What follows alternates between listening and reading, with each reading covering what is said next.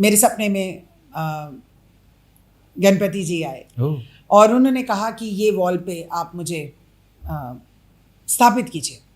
तो वो वॉल बहुत बड़ी है और हमें लगा कि ठीक है, हमें यहाँ पे गणपति जी को स्थापित करना चाहिए। तो हमने वॉल आर्ट तो नहीं कहूँगी क्योंकि वॉल आर्ट दीवार पे बनती है, उनको अंदर ही एक मूर्तिकार ने अंदर ही दीवार के अंदर ही उनको बनाया।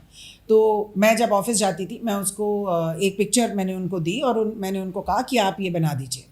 और मैंने उनसे पूछा कि आप बना पाएंगे? वो कॉलेज के लड़के थे, 2 लड़के थे कॉलेज के, और उन्होंने कहा हाँ मैम बिल्कुल बना देंगे। मैंने कहा देखिए बिल्कुल ऐसा ही होना चाहिए। उन्होंने कहा बिल्कुल ऐसे ही होंगे, क्योंकि वो पिक्चर उन्होंने मुझे सपने में दिखाई थी कि जो आपको 11वीं पिक्चर मिले अगले दिन पिंटरेस्ट पे, हाँ। वो पिक्चर आप लगाइएगा। तो मैंने पिंटरेस्ट पे लॉर्ड गणेशा डाला और जो 11वीं पिक्चर थी उनको दे दी।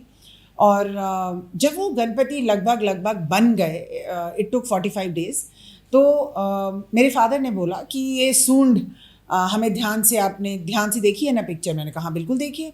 तो उन्होंने कहा कि ये सूंड लेफ्ट पे होनी चाहिए। मैंने कहा हाँ जी बिल्कुल लेफ्ट पे है, पिक्चर में भी लेफ्ट पे है। मैंने फिर उस आर्टिस्ट से पूछा भैया ये पिक्चर ऐसे ही बनेगी, ये मूर्ति ऐसे ही बनेगी? उन्होंने कहा बिल्कुल ऐसे ही बनेगी। करते करते वो बन गई, बहुत सुंदर, बहुत ही सुंदर। ऐसा लगा कि वो साक्षात ही हमारे घर में आ गए हैं। और जब हमने उनकी पूजा की, हमें बहुत अच्छा लगा। हमने वहाँ पे बैठ के पूजा करनी शुरू कर दी। कुछ 2 महीने के बाद, किसी ने नोटिस नहीं किया हमारे घर में, कुछ 2 महीने के बाद मैंने एक दिन पूजा करते करते, आरती करते करते सडनली नोटिस किया कि इनकी सूंड तो राइट साइड पे है। कैसे आप मनमीत जी? मैं बिल्कुल ठीक हूँ तुषार। आज जो पॉडकास्ट है उसे हम शुरू नहीं करेंगे, आज हम उसका श्री गणेश करेंगे। श्री गणेश इसलिए करेंगे क्योंकि आज हम गणपति पर बात कर रहे हैं, हम गणेश जी पर बात कर रहे हैं, और कहते भी हैं कि आइए नए काम की शुरुआत करते हैं, यानी कि श्री गणेश करते हैं जी। तो सबसे पहले आज मुझे आप ये बताइए कि भगवान गणेश जो हैं उनका स्पिरिचुअलिटी के अंदर रिलेवेंस क्या है, और गणपति को अगर एक एनर्जी के तौर पर देखा जाए तो कितनी सुप्रीम एनर्जी है, कितनी बड़ी एनर्जी स्पिरिचुअलिटी के अंदर आप मानते हैं इनको? श्री गणेश से बड़ी, महाज्ञान के जो दाता हैं उनसे बड़ी कोई भी एनर्जी नहीं है। इन्हीं की एनर्जी से सब कुछ शुरू होता है और इन्हीं की एनर्जी से सब कुछ मंगलकारी होता है। बिल्कुल। शुभकारी, मंगलकारी, ये शब्द हमारे कानों में गूंजते हैं। कुछ भी हम शुरू करने जाते हैं, न्यू बिगिनिंग करने जाते हैं, तो हम श्री गणेश को ही साधते हैं। हम कहते हैं इस जर्नी का श्री गणेश करें, इस बिजनेस का श्री गणेश करें। तो जो श्री गणेश की एनर्जी है वो एक इतनी यूनिवर्सल पोटेंट एनर्जी है जिसको अगर बच्चे चाहें तो आपने वो गणेशा के कार्टून्स भी देखे होंगे, और वो बच्चों के साथ इतना घुल मिल जाते हैं। फ्रेंड गणेशा कहते हैं, ओ माय फ्रेंड गणेशा। तो बड़ी फन की एनर्जी है, बड़ी खुशी की। उनको देखते ही शायद दिवाली याद आ जाती है, या उनको देखते ही लड्डू याद आ जाते हैं। तो वो एक बहुत ब्यूटीफुल एनर्जी है, बिल्कुल प्योर है। और जो उनका दूसरा रूप है उसकी जो एनर्जी है वो है महाज्ञान की एनर्जी, वो है विजडम की एनर्जी। इनको बुद्धि का दाता मानते हैं।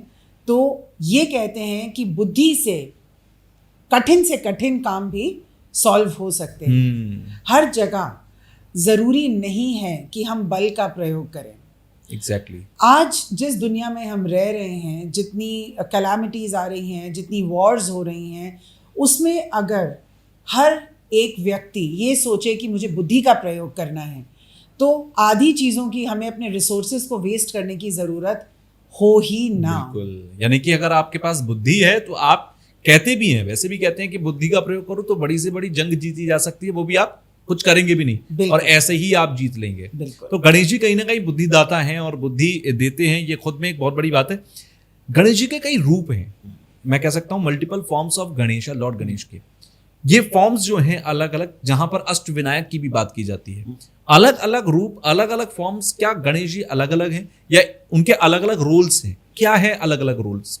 देखिए, रिलीजन में इसकी बहुत अलग मान्यता है, लेकिन स्पिरिचुअलिटी में मैं आपको इसको अगर एनर्जी से समझाने की चेष्टा करूं तो अष्टविनायक जो हैं वो एक 8 फॉर्म्स हैं गणपति के, और अष्ट मतलब 8 और विनायक मतलब गणपति।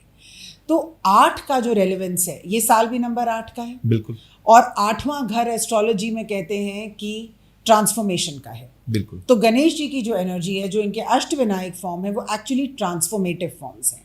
अगर आप अपनी जीवन में ट्रांसफॉर्मेशन ढूंढ रहे हैं, स्पिरिचुअल जर्नी में आगे बढ़ना चाहते हैं, तो ये जो अष्टविनायक फॉर्म है, इनकी आपको ज़रूर पूजा करनी चाहिए। एक महागणपति हैं जिनको हम महागणाधिपति भी कहते बिल्कुल, हैं। बिल्कुल। वो एक बिल्कुल अलग फॉर्म है, वो एक निराकार फॉर्म है। वो इस पूरे विश्व के, संसार के और यूनिवर्स के ज्ञान के दाता है। महाज्ञान जिसको कहते हैं, उसके दाता है। तो अगर आप सुप्रीम कॉन्शियसनेस को प्रे करना चाहते हैं तो वो फॉर्म है, लेकिन उनकी कोई प्रतिमा नहीं है, उनका कोई आइडल नहीं है।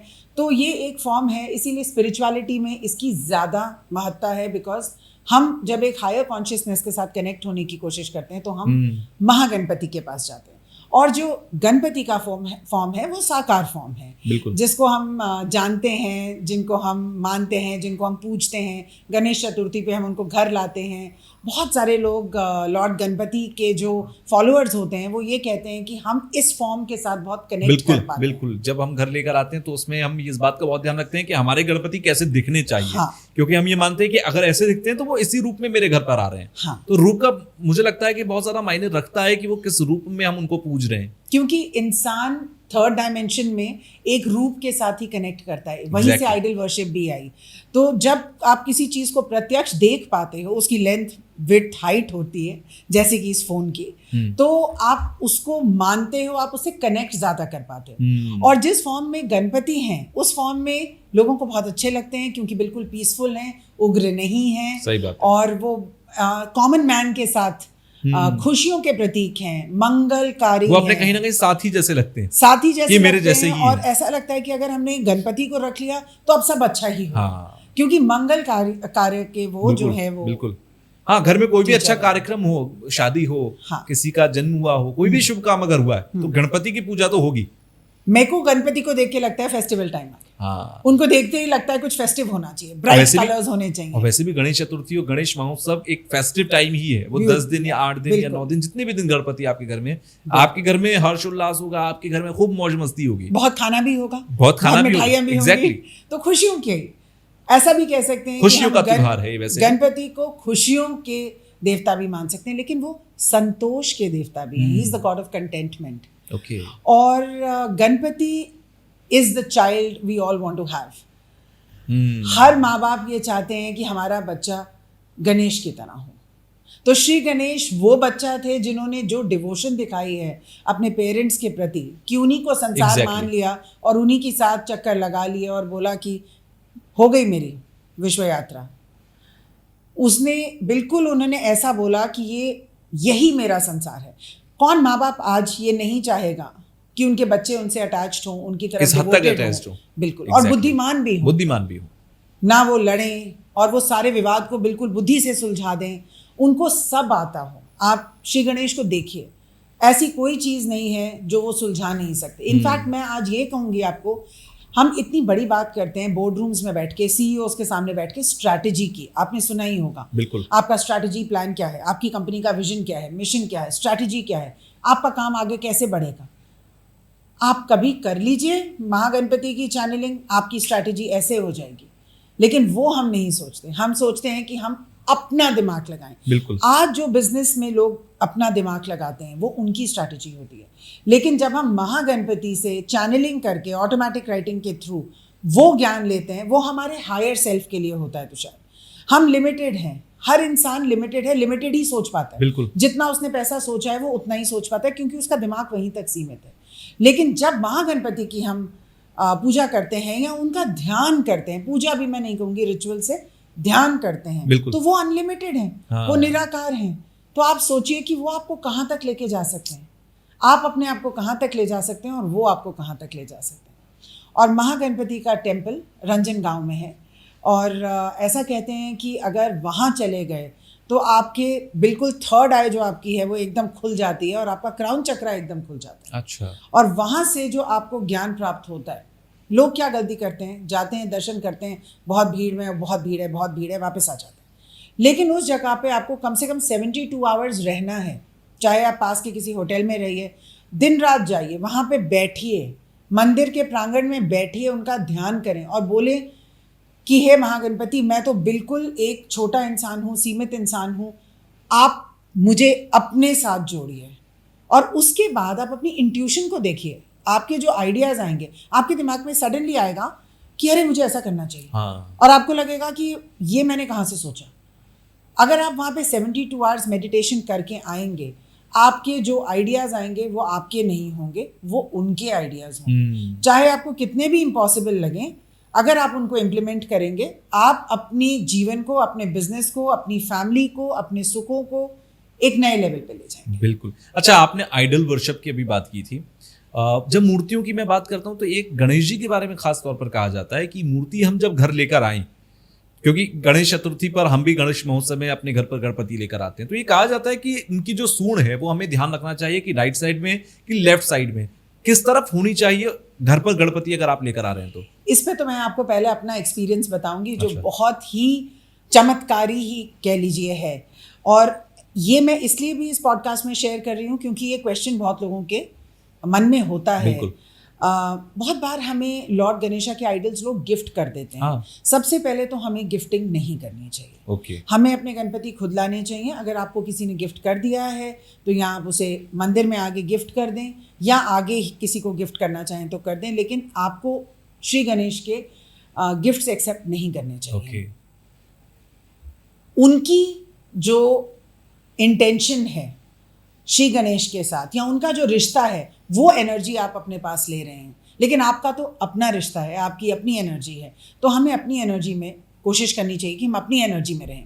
तो मैं आपको ये बता रही थी, वो कहानी बता रही थी कि जब मैंने ये घर लिया 3 साल पहले, और मेरे सपने में गणपति जी आए और उन्होंने कहा कि ये वॉल पे आप मुझे स्थापित कीजिए। तो वो वॉल बहुत बड़ी है और हमें लगा कि ठीक है, हमें यहाँ पे गणपति जी को स्थापित करना चाहिए। तो हमने वॉल आर्ट तो नहीं कहूँगी क्योंकि वॉल आर्ट दीवार पे बनती है, उनको अंदर ही एक मूर्तिकार ने अंदर ही दीवार के अंदर ही उनको बनाया। तो मैं जब ऑफिस जाती थी, मैं उसको एक पिक्चर मैंने उनको दी और मैंने उनको कहा कि आप ये बना दीजिए। और मैंने उनसे पूछा कि आप बना पाएंगे। वो कॉलेज के लड़के थे, 2 लड़के थे कॉलेज के, और उन्होंने कहा हाँ मैम बिल्कुल बना देंगे। मैंने कहा देखिए बिल्कुल ऐसा ही होना चाहिए। उन्होंने कहा बिल्कुल ऐसे ही होंगे, क्योंकि वो पिक्चर उन्होंने मुझे सपने में दिखाई थी कि जो आपको 11वीं पिक्चर मिले अगले दिन पिंटरेस्ट पे, हाँ। वो पिक्चर आप लगाइएगा। तो मैंने पिंटरेस्ट पे लॉर्ड गणेशा डाला और जो 11वीं पिक्चर थी उनको दे दी। और जब वो गणपति लगभग बन गए, इट टुक 45 डेज, तो मेरे फादर ने बोला कि ये सूंड हमें ध्यान से देखी है ना पिक्चर। मैंने कहा बिल्कुल देखिए। तो उन्होंने कहा कि ये सूंड लेफ्ट पे होनी चाहिए। मैंने कहा हाँ जी बिल्कुल लेफ्ट पे है, पिक्चर में भी लेफ्ट पे है। मैंने फिर उस आर्टिस्ट से पूछा भैया ये पिक्चर ऐसे ही बनेगी, ये मूर्ति ऐसे ही बनेगी? उन्होंने कहा बिल्कुल ऐसे ही बनेगी। करते करते वो बन गई, बहुत सुंदर, बहुत ही सुंदर। ऐसा लगा कि वो साक्षात ही हमारे घर में आ गए हैं। और जब हमने उनकी पूजा की, हमें बहुत अच्छा लगा। हमने वहाँ पे बैठ के पूजा करनी शुरू कर दी। कुछ 2 महीने के बाद, किसी ने नोटिस नहीं किया हमारे घर में, कुछ 2 महीने के बाद मैंने एक दिन पूजा करते करते, आरती करते करते सडनली नोटिस किया कि इनकी सूंड तो राइट साइड पे है। And I was shocked. Okay, but आपने बनवाई तो लेफ्ट साइड पे थी। और मैंने बाकी लोगों से पूछा कि आपने बिल्कुल नहीं देखा? मैंने तो नहीं देखा, आपने भी नहीं देखा। वो मूर्ति के बनने के कई महीने, आई थिंक 2 महीने बाद। हाँ, 2 महीने के बाद हम सब शॉक्ड। हम रोज आरती कर रहे हैं, हम नहीं देख पा रहे कि वो सूंड इस तरफ है। और एक दिन अब हम क्या करें, ऐसा कहते हैं कि गणपति का जो राइट साइड वाला जो ट्रंक वाला फॉर्म होता है, उनको तांत्रिक तरीकों से पूजा जाता है। और अगर आप वो तंत्र या तांत्रिक तरीके नहीं कर पाए, और ज़्यादातर ऐसी जो प्रतिमाएं होती हैं वो मंदिर में होती हैं, क्योंकि उनको उनका सही प्रॉपर तरीके से पूजा होती है। अब क्या करें? अब क्या इसको तोड़वाएं? वो लड़के, हम उनको फ़ोन करें, उनका नंबर ना मिले, वो फ्रीलांसर्स थे। अब क्या करें? ऐसे में आप क्या कर सकते हैं? कुछ नहीं। तो मैं ऑटोमेटिक राइटिंग में मैंने चैनलिंग करी, मैंने कनेक्ट करा, शिव जी से कनेक्ट करा। और शिव जी ने मुझे बोला कि ठीक है आप माँ काली से कनेक्ट कीजिए। मैंने माँ काली से कनेक्ट किया और मैंने उनको बोला कि अब ऐसा ऐसा हो गया, अब हमें तो आता नहीं, इतना बड़ा है, इनका क्या करेंगे? अभी ना हमें तांत्रिक प्रैक्टिसेस हटा सकते हैं ना लगा सकते हैं। अभी आप भगवान की मूर्ति को बताइए, तोड़ सकते हैं क्या? बिल्कुल नहीं, मतलब ही नहीं बनता। अब क्या करें? क्या तो जब मैं माँ काली को प्रे कर रही थी, उन्होंने कहा आपको कुछ दिनों में इसका आंसर आ जाएगा, घबराने की कोई बात नहीं। और फिर जब मैंने अपने मंदिर में शिव परिवार में गणेश जी शिव जी की गोदी में बैठे हुए और मैंने बड़े ध्यान से उनकी तरफ देखा तो उनकी भी सूंड right hand side. I was so shocked, क्योंकि वो तो मेरे पास बहुत सालों से है लेकिन कभी नोटिस ही नहीं किया, ध्यान ही नहीं दिया। और उसके बाद एक और गणेशा के आइडल थे और उनकी भी सूंड राइट हैंड साइड पे थी। और भी परेशान हो गए हम सब, बिल्कुल परेशान हो गए। हमने बहुत पंडितों को बुलाया, उन्होंने कहा कि अब आपके घर में विपदा आने वाली है, शायद कुछ बहुत बुरा भी हो सकता है। आपको पता ही है डर की एनर्जी कितनी इन्फेक्शियस होती है। और हमने डरना शुरू किया और लॉ ऑफ अट्रैक्शन से कुछ कुछ चीज़ें होने भी लग गई। बस अब तो क्या था, प्रूव हो गया पॉइंट कि अगर ये ऐसी सूंड होती है तो बस आप तो गए। और हमने सोचा अब हम तो गए, अभी क्या करें, कुछ भी करके अब हम इसको हटाएंगे। जिस दिन हमने सोचा हम इसको हटाएंगे, उस दिन रात को मुझे सपने में गणपति जी के दर्शन हुए और उन्होंने मुझे कहा कि आप कैसे डिसाइड कर सकती हैं कि मैं आपके घर में कैसे आऊँगा, ये मैं इसी फॉर्म में आ सकता था आपके घर में। तो मैंने पूछा कि क्यों? तो उन्होंने कहा कि आप जो पूरे दिन ये प्रेत आत्माओं के साथ चलती हैं, ब्लैक मैजिक के साथ चलती हैं, क्या इसका आप पे कोई असर नहीं होता? मैंने कहा होता होगा, आप पता नहीं, अपने काम के लिए तो कोई डरता नहीं है। तो उन्होंने कहा कि बिल्कुल होता है। जिस टाइप का काम आप करती हैं, जिस टाइप की आप आत्माएं निकालती हैं, ब्लैक मैजिक से डील करती हैं, वास्तु की दोषों से डील करती हैं, ये सारी जो एनर्जीज हैं लोग आपके घर में भी छोड़ के जाते हैं। और ये हवन वगैरह करके पूरी तरह से ठीक नहीं हो सकता। तो मुझे अपने इसी फॉर्म में आना है, मुझे अपने उग्र फॉर्म में ही आना है और इसमें वहम की कोई गुंजाइश नहीं है। और मुझे अभी भी याद है कि जब ये बात हो रही थी मेरे और उनके बीच में, मैंने उनका कोई फॉर्म नहीं देखा। मैंने एक वाइट लाइट देखी जो हर तरफ बहुत ब्राइट वाइट लाइट थी। ऐसा मानिए कि कम से कम 100 सूरज इकट्ठे चमक रहे थे।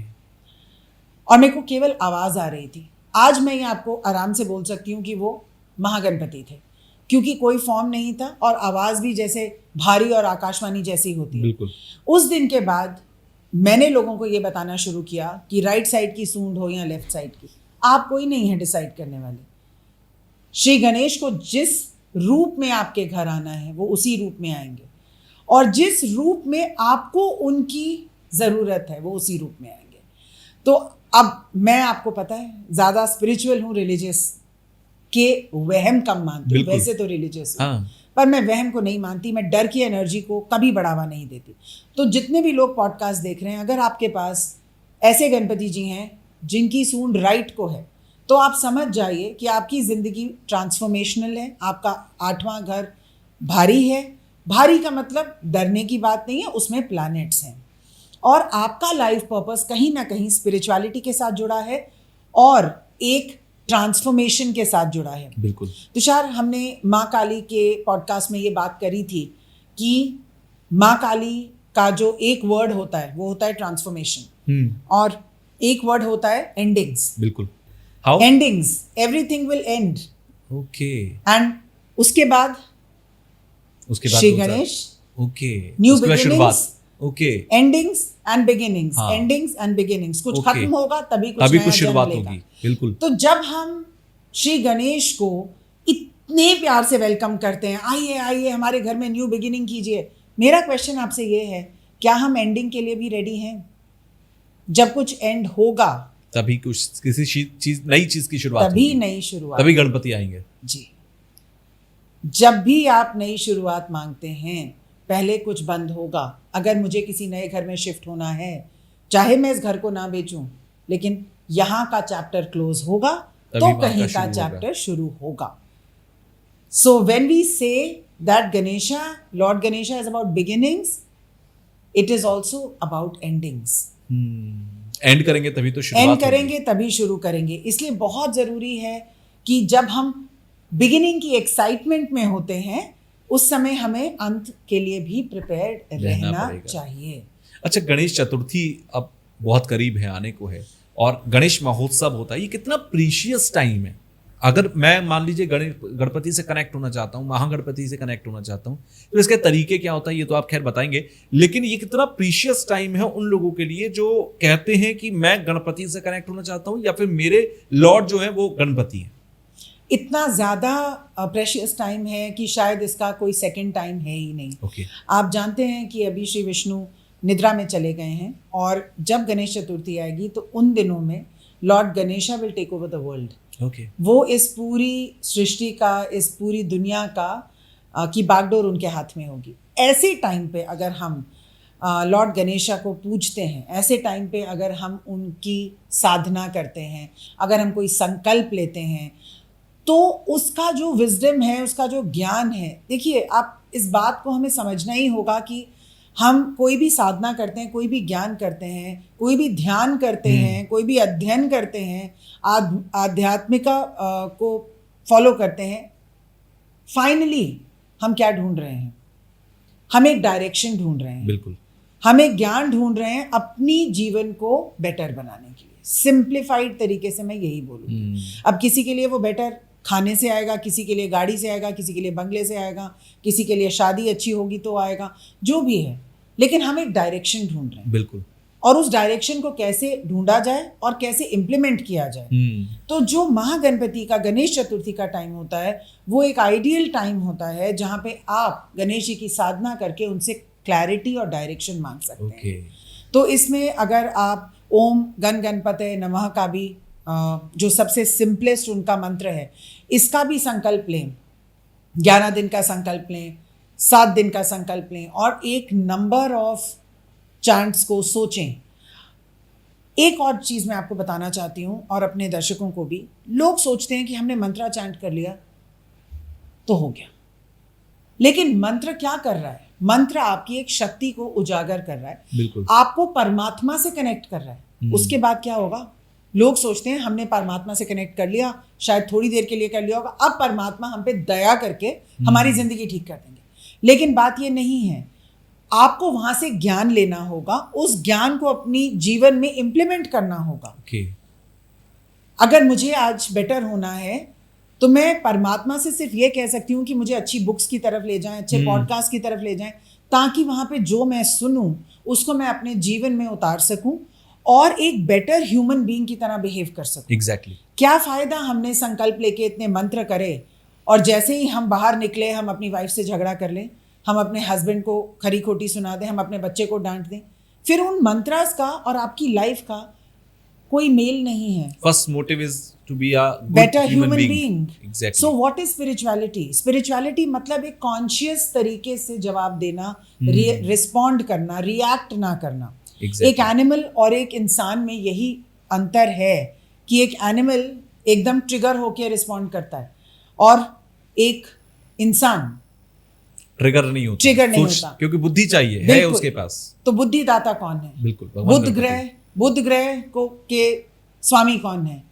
श्री गणेश। तो अगर आप श्री गणेश से बुद्धि मांग रहे हो, उस बुद्धि को इम्प्लीमेंट भी तो करना पड़ेगा। बिल्कुल। लोग क्या करते हैं? मंदिर में जाके हाथ जोड़ के कहते हैं हे भगवान हमारी जिंदगी ठीक कर दो, हे भगवान हमारी जिंदगी ठीक कर दो। भगवान कहते हैं मैं ज्ञान देता हूँ, तुम जिंदगी ठीक करो, क्योंकि जीवन तो तुम ही जीने आए हो। बिल्कुल। तो जब भी हम किसी गॉड को प्रे करें, स्पेशली गणेश चतुर्थी में, गणेश चतुर्थी एक और मैं आपको बात बताती हूँ, एस्ट्रोलॉजी के हिसाब से अगस्त और सितंबर एनर्जेटिकली नया साल होता है। अच्छा।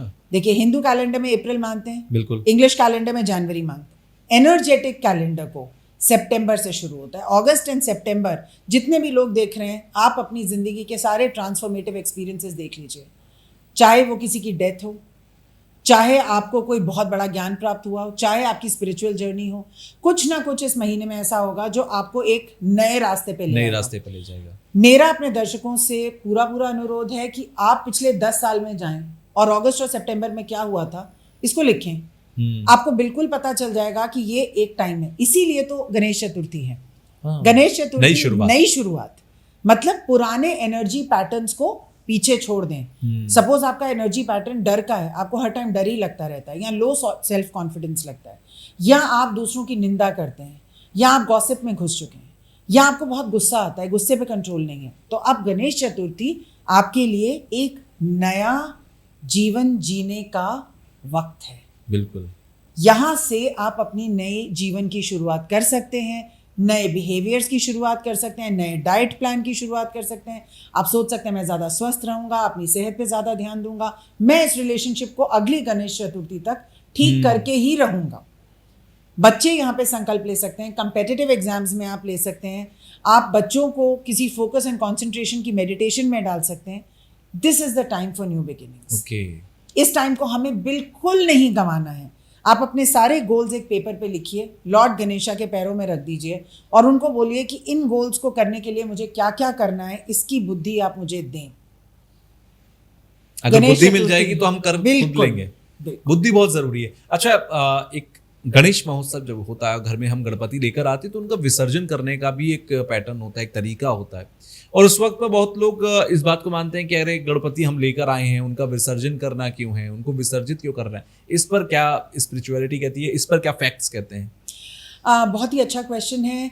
जब हम गणपति को लेके आते हैं, बहुत सारी इसके बारे में धारणाएं हैं। जब हम उनको लेके आते हैं, ऐसा कहते हैं कि वो हमारे घर की सारी प्रॉब्लम्स, हमारी ज़िंदगी की, जीवन की सारी प्रॉब्लम्स, ऑब्स्टिकल्स, सारे जो बाधाएं हैं उनको ले जाते हैं और फिर जब वो जाते हैं उनको वो सब लेके चले जाते हैं।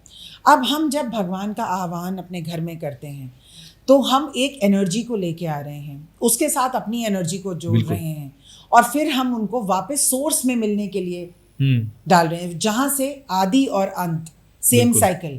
तो जब हम विसर्जित करते हैं, हम उनको कहते हैं कि हमने आपसे कनेक्ट किया, हमारी चेतना बढ़ी, हमारी कॉन्शियसनेस बढ़ी, हमारे विघ्न हरें और हमें आगे की डायरेक्शन दें। अब थैंक यू, अब आप अपने सोर्स में जाएं और हम अपने आप को देख लेंगे। बिल्कुल। आत्मनिर्भरता, स्पिरिचुअल सफिशिएंसी हमें हर भगवान को दिखानी होती है। और एक तरीके से तुषार देखिए, गणपति जी से ज्यादा तो कोई भी हमारे साथ नहीं रहता, क्योंकि वो बुद्धि है। बिल्कुल सही और उस बुद्धि को हम कितनी बार दिन में यूज करते हैं, कॉल करते हैं, कभी कभी खो भी देते हैं। तो ये जो एनर्जी है, ये एक चेतना, जब तक एक जीवन है, जब तक सांस है, जब तक चेतना है, तब तक ये रिपीटिशन चलता रहेगा, बुद्धि का बार बार सोचना चलता रहेगा। और अगर बुद्धि से हम सोच रहे हैं तो कहीं ना कहीं हम गणपति को इंटेंशनली और अनइंटेंशनली हम याद तो कर ही रहे हैं, अपनी बॉडी में कॉल तो कर ही रहे हैं। अच्छा, प्रथम पूज्य कहा जाता है भगवान गणपति को और इसके पीछे कहानी भी कही जाती है। लेकिन दूसरी तरफ ये भी कहा जाता है कि जब भगवान शिव और माता पार्वती की विवाह हुआ उस वक्त भी गणेश जी की पूजा की गई थी पहले प्रथम पूज्य के तौर पर, क्योंकि माता पार्वती और भगवान शिव के वो संतान है। तो यहाँ पर लोग कंफ्यूज होते हैं कि कैसे उनकी पहली पूजा कर दी गई, क्योंकि माता पार्वती की वो संतान है तो वो बाद में आए होंगे। इसके पीछे क्या लॉजिक और कहानी है? देखिए, महागणपति निराकार हैं और वो प्रथम पूज्य हैं। अच्छा। लेकिन जब लॉर्ड गणेशा ने ये अवतार लिया, जो माता पार्वती ने हल्दी से बनाया, चंदन की पेस्ट से बनाया, और जब उनका सर कटा और ये पूरी परिक्रमा की चैलेंज हुआ, वो एक एनैक्टिंग है, वो एक जैसे भगवान कृष्ण ने महाभारत में आके एक रोल प्ले किया। भगवान रोल प्ले करते हैं ताकि एक आम इंसान उस एनर्जी को समझ पाए।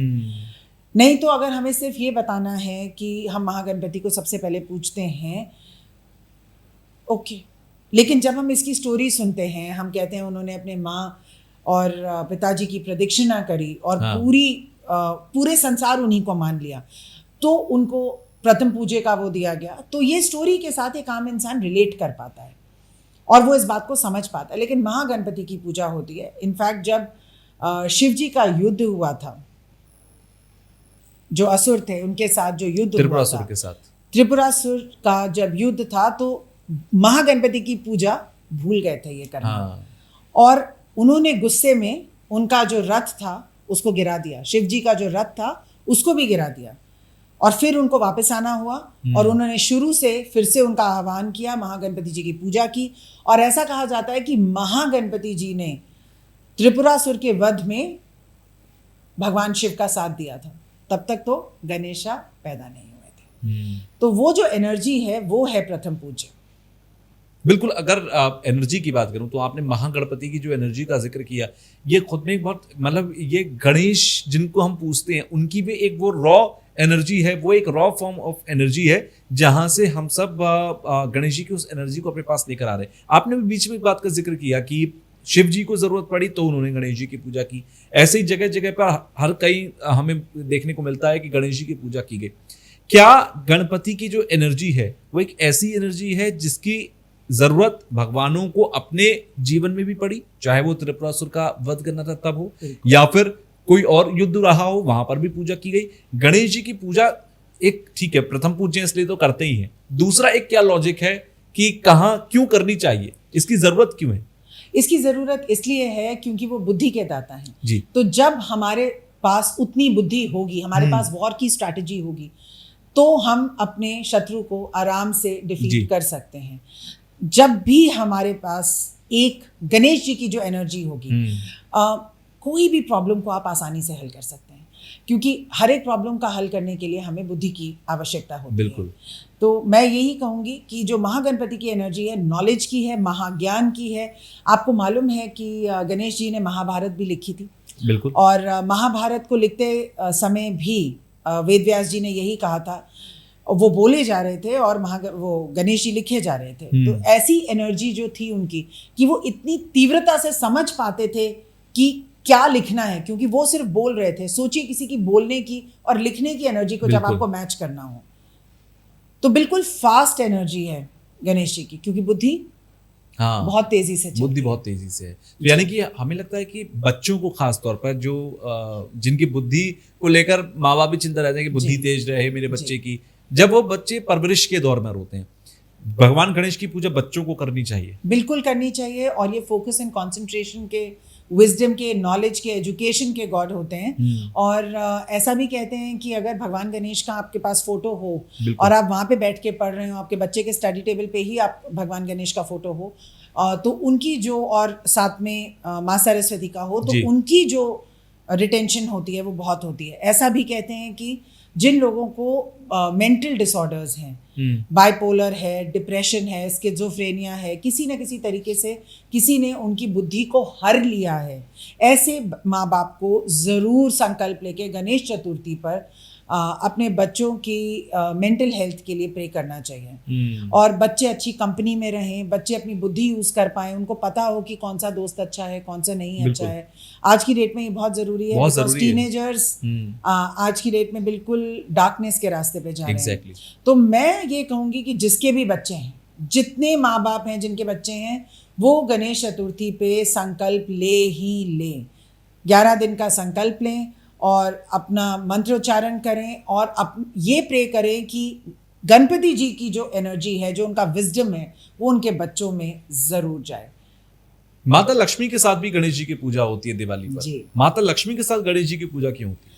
क्योंकि धन तो कोई भी कमा सकता है। माता लक्ष्मी धन की कारक है और भी बहुत चीज़ों की कारक है, पर दिवाली पे आप देखेंगे कि ज़्यादातर लोग उनकी धन के लिए पूजा करते हैं। भगवान गणेश जो हैं वो उसके साथ विजडम लेके आते हैं, पैसे को कैसे अट्रैक्ट करना है, क्या जो हम पैसा अट्रैक्ट कर रहे हैं वो पैसा अच्छा भी है कि नहीं, या किसी के खून से सना हुआ पैसा है। बिल्कुल। और उस पैसे को हम रखें कैसे, क्या, क्योंकि लक्ष्मी जी की एनर्जी बहुत ही क्विक होती है। लक्ष्मी जी आती हैं जाती हैं, बहुत चंचल होती हैं। लेकिन अगर आपको वो धन अपने पास रखना है तो उसका ठहराव, क्योंकि गणेश जी बुद्धि के दाता होने के साथ साथ संतोष के भी दाता हैं। कंटेंटमेंट, मेरे पास ये है, मैं बहुत ग्रैटिट्यूड में हूँ, मुझे बहुत कंटेंटमेंट है और मैं इस धन को अच्छे तरीके से यूज करूँगा, ये बुद्धि भी है। तो पहले कहते हैं कि हम भगवान गणेश की पूजा करेंगे, फिर माँ लक्ष्मी की करेंगे, ऐसे। यानी कि पैसा आए लेकिन बुद्धि साथ में आए कि इसका इस्तेमाल कैसे करना है, वरना मैं उस पैसे का बर्बाद भी कर सकता हूँ और उस पैसे को मल्टीपल में मैं कन्वर्ट भी कर सकता हूँ। तो इसके लिए बहुत जरूरी है भगवान गणेश का आशीर्वाद। जी, बहुत बहुत अच्छा लगा मुझे आपसे गणेश जी पर बात करके, गणपति पर बात करके, क्योंकि